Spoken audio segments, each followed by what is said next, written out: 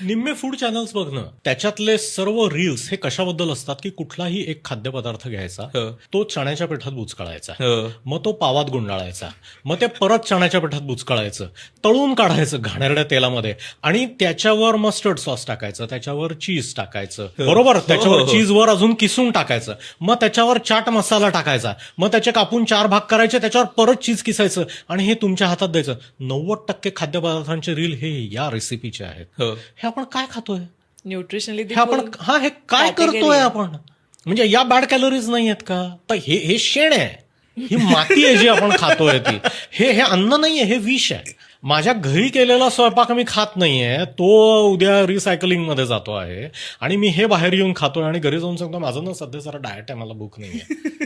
ते फक्त चवीसाठी हे जेव्हा रस्त्यावर उभं राहून प्लेटमध्ये घेऊन चमच्यानी शेण खात असतात, तेव्हा ते फक्त माझ्यासारख्या डॉक्टरला जास्त मोठी गाडी घेता यावी याची EMI भरत असतात. चालू ठेवा. Physician, nutritionist, dieticians, cardiologist, vascular surgeons, आम्ही सगळे तुमच्या या भेळपुरीच्या पैशावर मोठ्या मोठ्या गाड्या घेणार आहोत, मोठ्या मोठ्या घरामध्ये राहणार आहोत. चालू ठेवा.